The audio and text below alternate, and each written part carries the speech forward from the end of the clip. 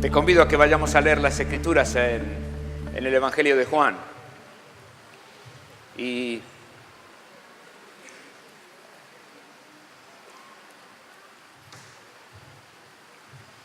hace unos cuantos domingos que he estado enfocando en distintos párrafos de estos 3 capítulos, que son el capítulo 13, el 14, el 15 y el 16. Son 4 capítulos que muestran el último encuentro que el Señor Jesús tuvo con sus discípulos, justamente cuando instauró este recordatorio de la Cena del Señor. Y esta mañana me gustaría que nos enfocásemos en un párrafo donde el Señor Jesús hace una promesa muy, muy grande, y me gustaría que juntos le pidamos al Espíritu del Señor que está presente aquí, que nos ilumine hoy para comprender su palabra. Y antes de la lectura quería invitarte a que oremos juntos y pidamos ayuda al Señor. Señor, esta mañana al abrir tu palabra, queremos pedirte que tu Espíritu que está aquí presente use tu palabra, el poder de tu palabra, para iluminarnos y también para discernir nuestros pensamientos, acomodar nuestras ideas y que podamos conocerte mejor. Gracias por el tesoro extraordinario de tu palabra que queremos escudriñar en este día. Te lo pedimos en el nombre del Señor Jesús.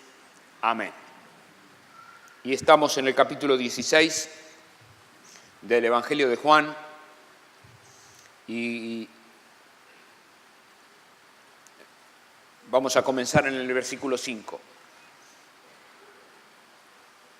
Esto no os lo dije al principio porque yo estaba con vosotros, pero ahora voy al que me envió y ninguno de vosotros me pregunta ¿dónde vas? Antes, porque os he dicho estas cosas, tristeza ha llenado vuestro corazón.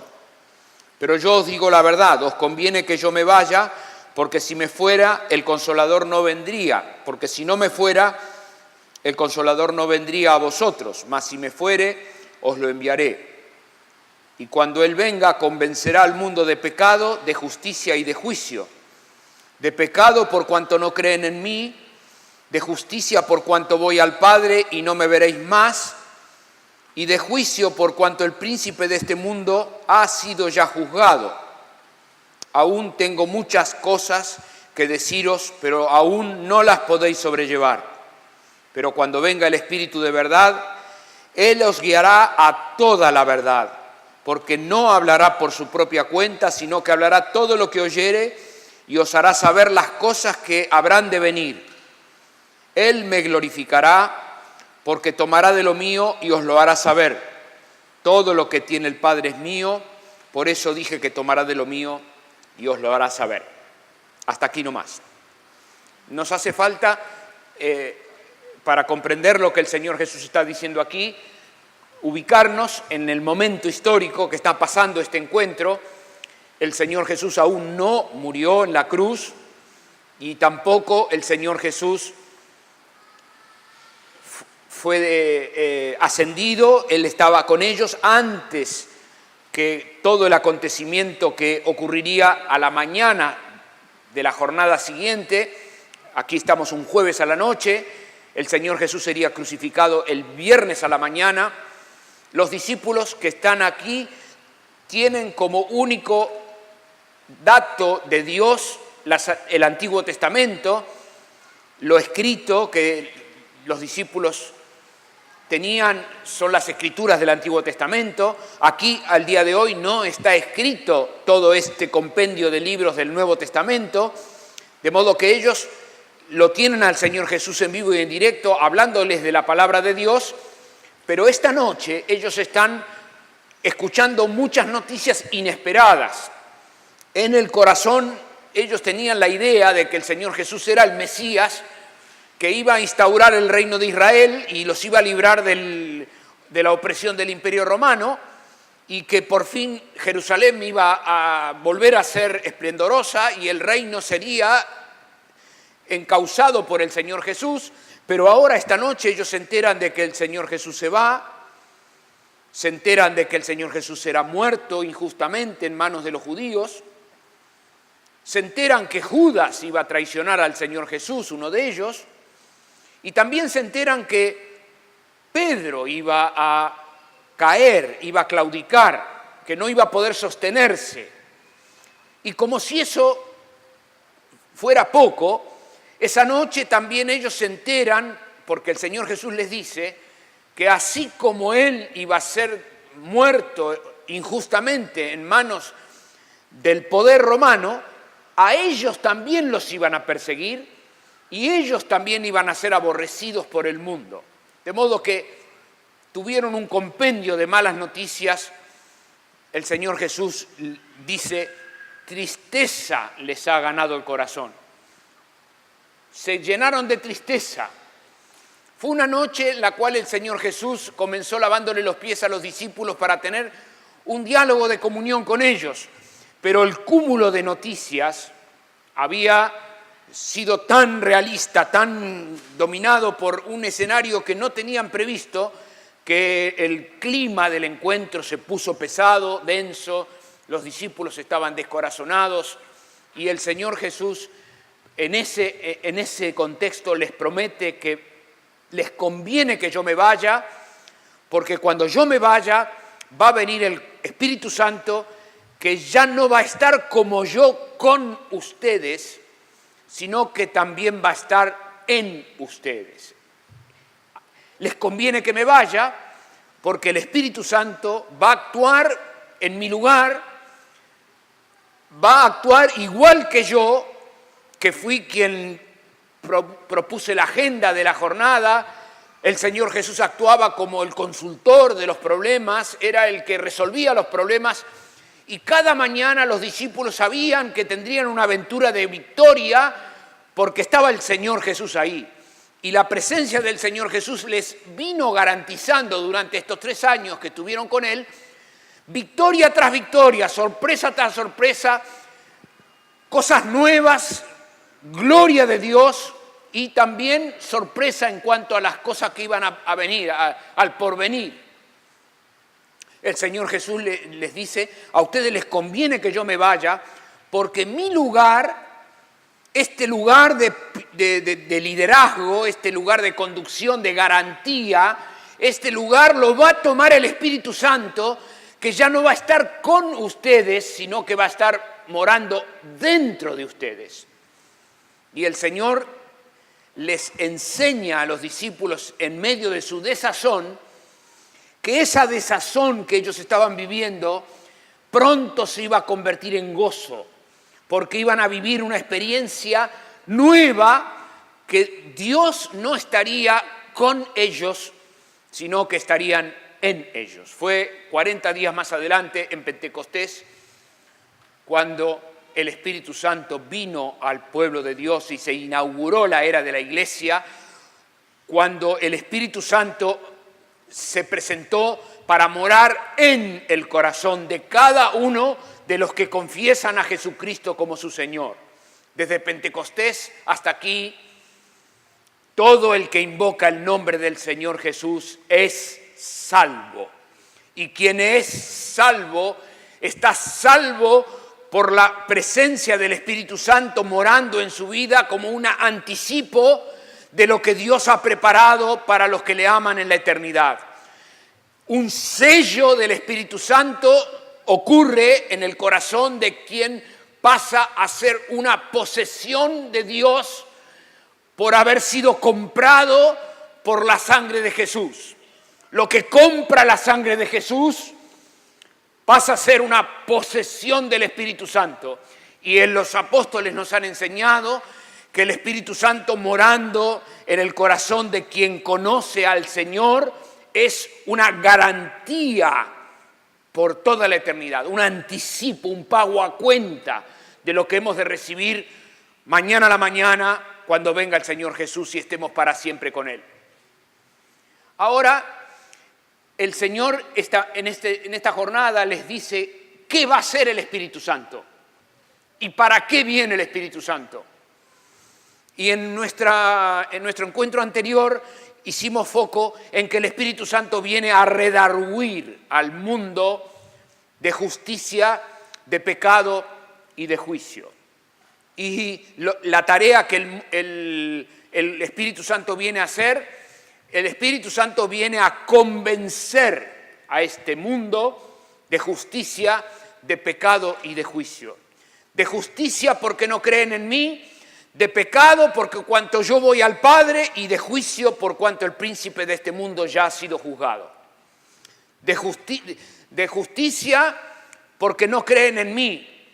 El Señor Jesús dijo en pocas palabras en qué consiste la condenación del mundo. Este mundo es condenado porque no cree en que Jesucristo es el Señor, no cree que Jesucristo ha venido, Hijo del Dios viviente, que se dio a sí mismo siendo Dios, se entregó por nosotros en la cruz. Esa es la condenación. La condenación del mundo es que los hombres no recibieron, habiendo conocido a Dios, no le glorificaron como a Dios. El Señor Jesús dijo, a lo suyo vino y los suyos no le recibieron. Esa es la condenación. Ese es el pecado. Y el Señor dice que el Espíritu Santo va a venir a convencer al mundo de justicia, por cuanto yo voy al Padre. Justicia porque no hay nadie que pueda ir directamente a la casa del Padre, solo el Señor Jesús. No hay nadie que pueda entrar directamente a la casa del Padre por mérito propio, por su justicia, sino el Señor Jesús. El Señor Jesús es el único que puede entrar directamente a la casa del Padre por su justicia. Todos los demás que pretendamos o que tengamos aspiraciones, esperanza de entrar a la casa del Padre, lo haremos a consecuencia de la justicia del Señor Jesús que nos ha sido imputada. Se nos ha dado de la justicia del Señor Jesús. Si no fuera por la justicia del Señor Jesús, nosotros nunca hubiéramos podido tener acceso por la fe a la casa del Padre. Entramos hoy, tenemos hoy acceso por la fe al trono de la gracia para alcanzar oportuno socorro, porque Cristo murió en la cruz por nuestros pecados y por sus llagas nosotros venimos a ser curados. Es su justicia la que se aplica a nuestra vida. Ninguno de nosotros puede orar a Dios diciendo, oro en el nombre de Raúl, oro en el nombre de Carlitos, oro en el nombre de Guillermo, oro en el nombre de María. Nadie puede hacer eso. Nadie puede entrar a la casa del Padre por justicia propia. Todos oramos a consecuencia de la obra de Jesús, en el nombre de Jesús. Todo lo que pidiereis al Padre en mi nombre. De pecado, porque no creen en mí, de justicia, por cuanto yo sí puedo entrar a la casa del Padre, y de juicio, por cuanto el príncipe de este mundo ya ha sido juzgado. Y el Señor Jesús lo que enseñó ahí es que el Espíritu Santo lo va a convencer a este mundo que si el primero que gobierna este sistema, el príncipe de este mundo, ya ha sido juzgado, si el más fuerte del sistema ya ha sido juzgado, ¿cuánto más los demás? Todos compareceremos ante el tribunal de Cristo. Nadie ha de evitar dar cuenta de sus obras delante de la justicia santa de Dios. Todos hemos de dar cuenta de lo que hemos hecho mientras estábamos en el cuerpo, sea esto bueno o sea malo. Hay juicio. Y el Espíritu Santo está en la tierra convenciendo a este mundo que habrá un juicio. Y se nos llama a prepararnos para responder para el día del juicio. Y una de las razones por las cuales pedimos perdón por nuestros pecados es porque el Espíritu Santo nos convence de que nuestros pecados actuales traen consecuencias morales en la eternidad. Pedimos perdón por nuestros pecados para que nuestros pecados sean lavados, sean borrados. Y la promesa de la palabra es que Dios nunca más se acordará de ellos. Que como está lejos el oriente del occidente, así Dios aleja de nosotros nuestras rebeliones. Habrá juicio. Pero cuando llegue la hora de la condena, hay quien pagó en nuestro lugar. Cuando llegue el reproche, Hay un Salvador que ha cargado sobre sí el precio de nuestra condena.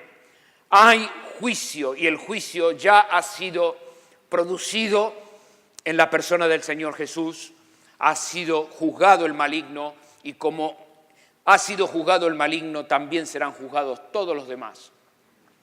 Bueno, pero el Señor Jesús este día dice otra tarea del Espíritu Santo, y que es la que quiero enfocar esta mañana. Y la otra tarea del Espíritu Santo no es solamente de convencer al mundo de pecado, de justicia y de juicio, sino que ahora el Señor dice algo que te pido que prestes suma atención.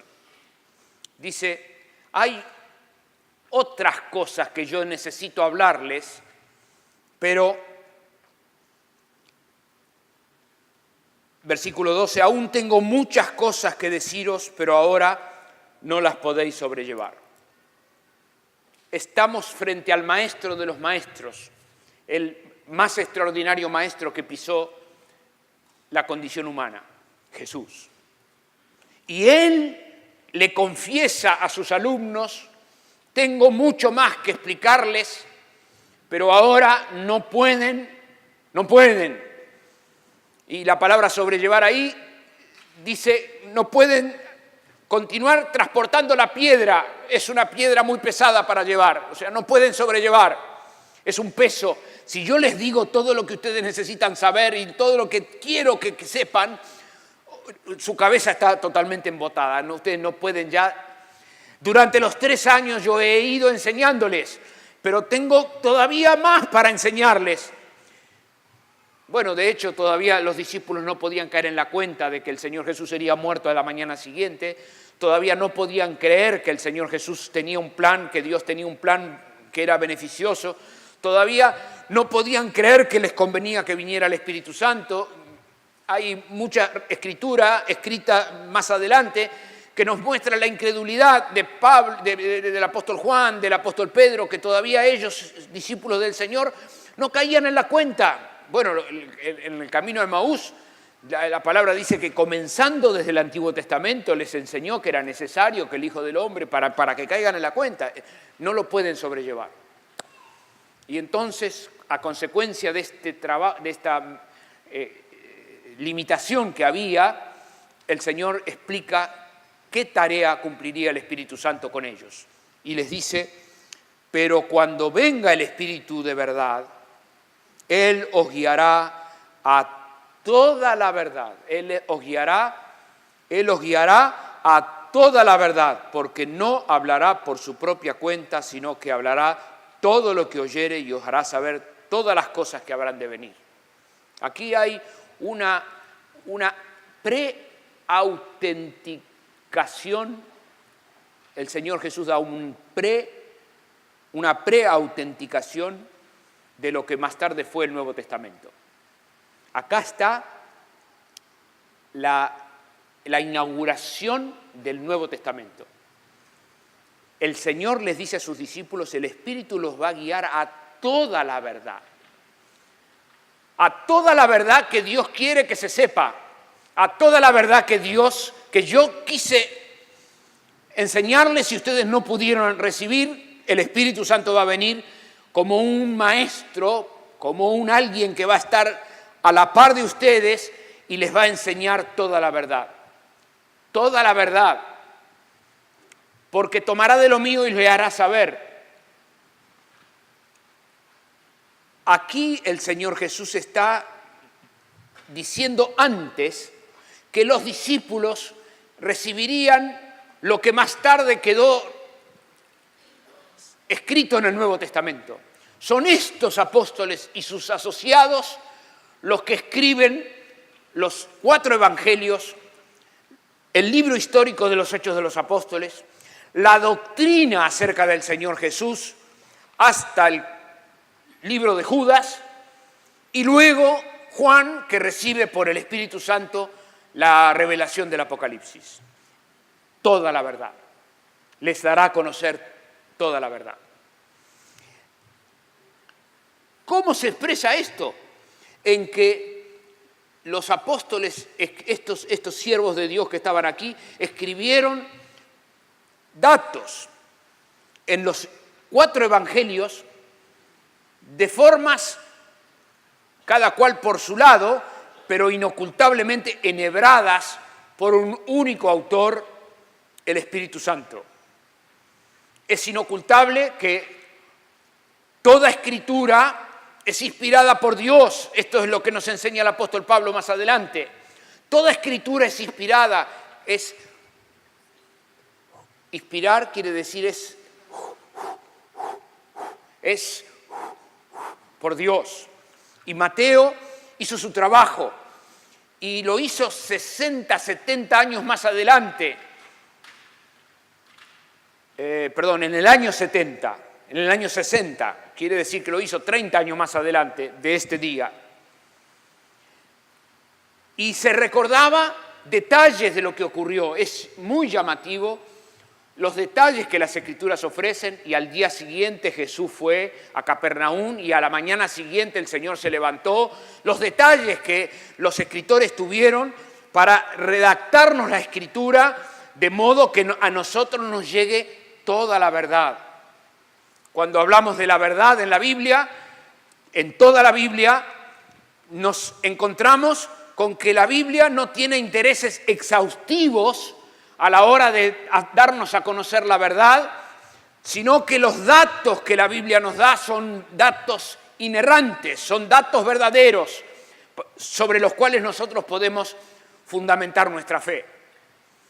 Fue por eso que Dios inspiró y alentó en Lucas el que él escribiera los hechos de los apóstoles, con el propósito de que nos quedaran una crónica de lo que pasó en Pentecostés y cómo cuando el pueblo de Dios estaba en Jerusalén recibió el Espíritu Santo y cómo llegó el Espíritu Santo con señales indudables de que se trataba de un encuentro distinto que no iba a volver a ocurrir, mediante el cual la promesa que el Señor Jesús les hizo aquel día a los apóstoles en cuanto a que el Espíritu Santo iba a venir, esa mañana, cuando estaban reunidos, efectivamente ocurrió. El Espíritu Santo se presentó con lenguas de fuego sobre la cabeza de los hermanos que estaban reunidos, y cada uno de los que estaban ahí comenzaron a hablar nuevos idiomas, de modo que las personas que estaban llegando desde otros rincones de otras comarcas escuchaban que quienes estaban reunidos hablaban en sus propios lenguajes. La palabra nos enseña que además de los hermanos que estaban reunidos en Jerusalén, hubo la llegada del Espíritu Santo para un grupo de hermanos samaritanos. Los samaritanos y los judíos no estaban de acuerdo, pero Felipe fue a predicarle a los samaritanos, y cuando llegó la hora, los hermanos creyeron en el Señor Jesús, pero habían sido bautizados por el bautismo de Juan, y entonces, con el único propósito de sostener la unidad de la iglesia y que no hubiese dos iglesias, una iglesia de los judíos y otra iglesia de los samaritanos que no se llevaban bien unos con otros, los hermanos ancianos de Jerusalén enviaron a Pedro y a Juan, y dice las Escrituras que cuando llegaron al lugar, Pedro y Juan le imponían las manos a los samaritanos y ellos recibían el Espíritu Santo y eran integrados a esa única iglesia que fue creada por la presencia del Espíritu Santo morando en el corazón de los creyentes, el cuerpo de Cristo.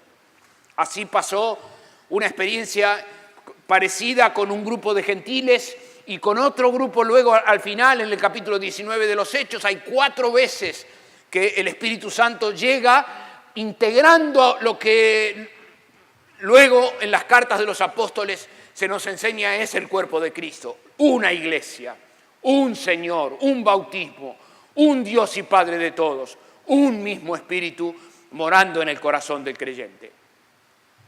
Ese Espíritu Santo que mora es el que está en el mundo para redarguir, para convencer a este mundo de justicia, de pecado y de juicio. Pero la gran pregunta es, ¿qué herramienta usa el Espíritu Santo? ¿Cómo se vale el Espíritu Santo hoy para redarguir, para convencer al mundo de justicia, de pecado y de juicio? ¿Cómo hace el Espíritu Santo para hacer su tarea? Pues aquí el Señor Jesús lo explica bien. Él dice que cuando venga el Espíritu Santo, Él va a tener por intención convencer y va a poner en la mano del discípulo del Señor Jesús una herramienta mediante la cual convencer.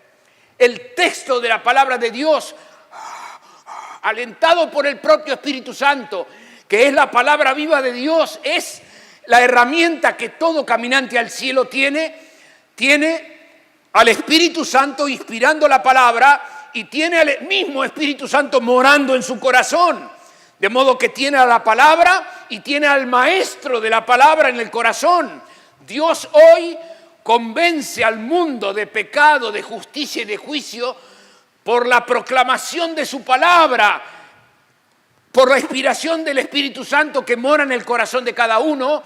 Y cada vez que cualquier caminante al cielo que tiene el Espíritu Santo traza bien la palabra de verdad, está actuando en el Espíritu Santo, haciendo lo que el Espíritu Santo quiere hacer. Esto que está puesto acá en poquito, en germen, está mucho más desarrollado por los apóstoles en las epístolas. Los apóstoles nos han enseñado que la palabra de Dios es útil para corregir, para redarguir, para instruir en justicia, para hacer a toda persona, para preparar a toda persona, para entrenar a toda persona, para todo tipo de buena obra. ¿Quién hace eso? El Espíritu Santo. ¿Cómo lo hace? Convenciendo de justicia, de pecado y de juicio. ¿A través de quién? Del ministerio de una persona llena del Espíritu Santo, que habla la palabra inspirada por el Espíritu Santo, que va a hacer la obra que el Espíritu Santo vino a hacer, que es convencer al mundo de justicia, de pecado y de juicio. Cuando el apóstol Pablo nos pone delante de una batalla espiritual en nuestra vida diaria, él nos dice que no tenemos lucha contra sangre y carne, sino contra principados, potestades, gobernadores de las tinieblas de este siglo. Y nos instala a todo el pueblo del Señor en una batalla espiritual y nos dice que nos vistamos con toda la armadura de Dios para poder estar firmes en el día malo. Y nos dice que tenemos el escudo de la fe, el yelmo de la salvación. ¿Y cuál es nuestra herramienta agresiva? ¿Cuál es nuestra herramienta punzante? ¿Cuál es nuestra herramienta de victoria? La espada del Espíritu, que es la palabra de Dios. La única herramienta de ofensiva que tiene el pueblo del Señor, la herramienta para ganar, para avanzar que tiene el pueblo del Señor, es la espada del Espíritu, que es la palabra de Dios. ¿La espada de quién? La espada del Espíritu. Claro, acá el Señor Jesús en la noche, esta última noche, explicó claramente que sería la espada del Espíritu. Les dijo que Él esa noche tenía muchas otras cosas que enseñarles, pero ellos no la podían sobrellevar. Que cuando viniera el Espíritu Santo les iba a soplar, les iba a alentar la palabra, el conocimiento de toda la verdad. Me gusta mucho invitarte a leer bien el párrafo porque dice que nos iba a enseñar toda la verdad, toda la verdad, toda la verdad.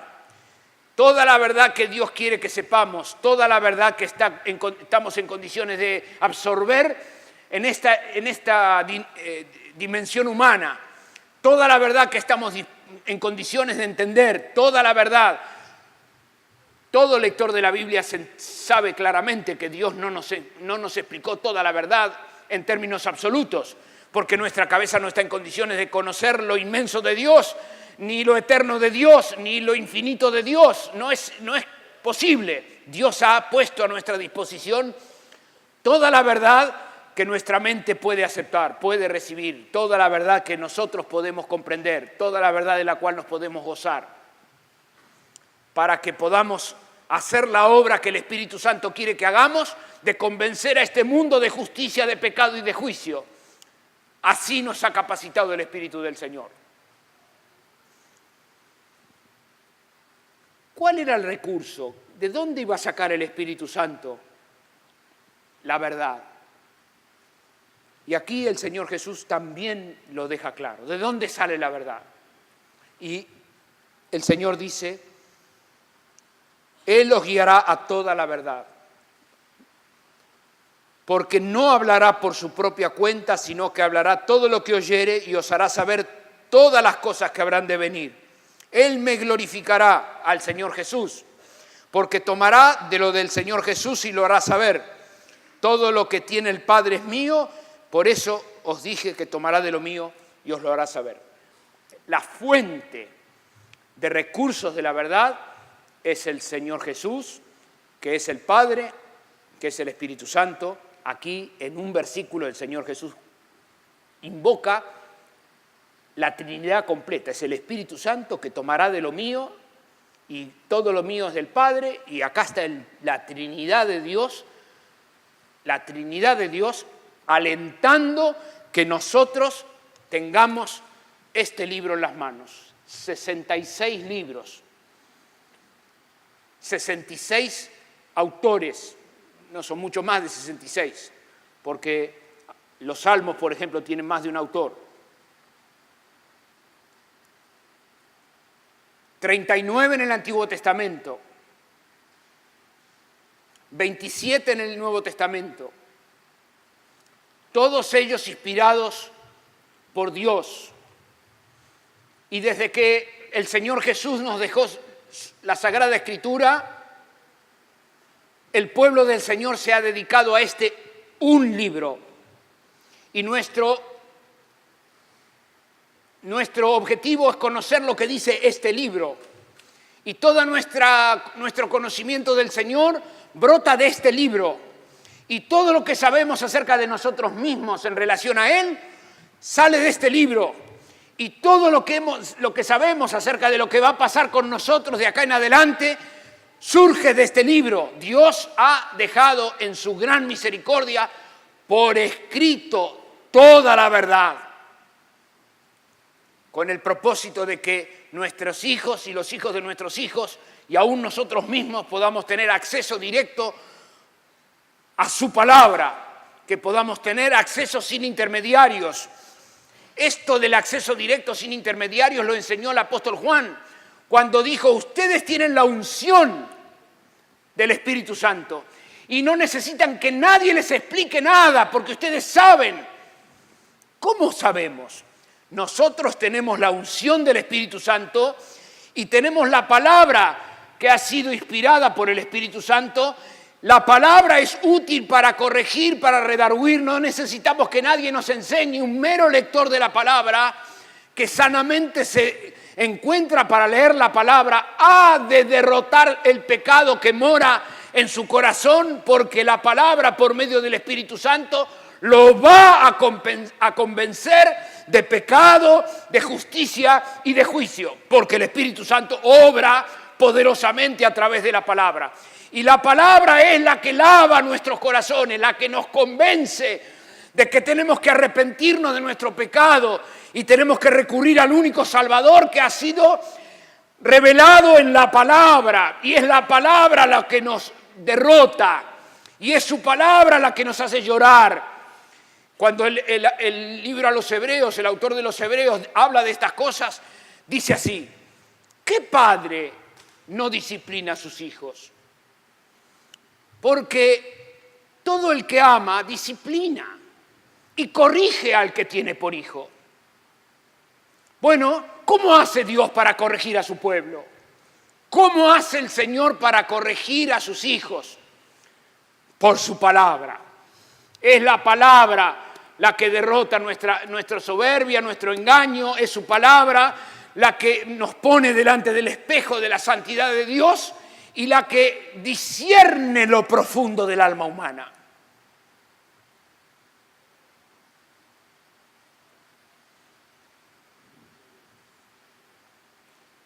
El salmista en el Salmo 119 tiene un decir de la palabra que te convido a leamos juntos. Venga conmigo, hermano. En el Salmo 119.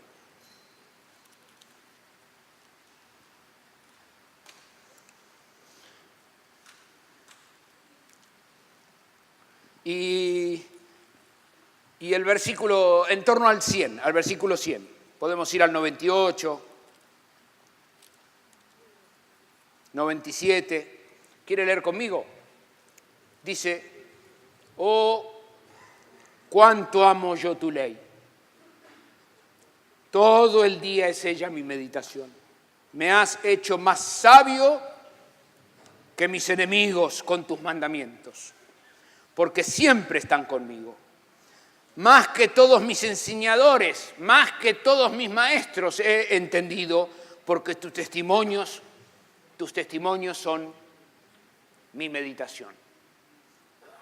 Pero me estoy ubicando en el siglo XXI, en el aula de una universidad de cualquier hijo de Dios que lee la palabra y está delante de un profesor blasfemando contra el autor de la vida, blasfemando contra el autor de todas las cosas, el dueño del universo. El alumno que lee la palabra sin duda sabe más que su maestro, sin duda sabe más que su profesor, sin duda esto se cumple totalmente en la vida diaria del pueblo del Señor. Y quiero concluir invitándote a leer el último párrafo de la Biblia, la última sentencia de las Escrituras, en el capítulo 22 del Apocalipsis.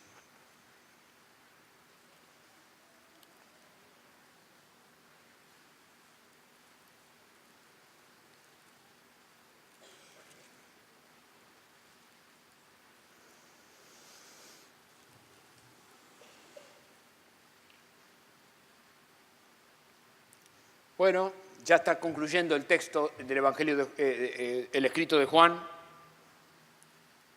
versículo 19. Le quedan 3 versículos. Dentro de 3 versículos se acaba la revelación que Dios tiene para nosotros. Y que dice, si alguno quitare de las palabras del libro de esta profecía, Dios quitará su parte en el libro de la vida, y de la santa ciudad, y de las cosas que están escritas en él. Y el que da testimonio de estas cosas, dice, ven, y más arriba está el que si alguno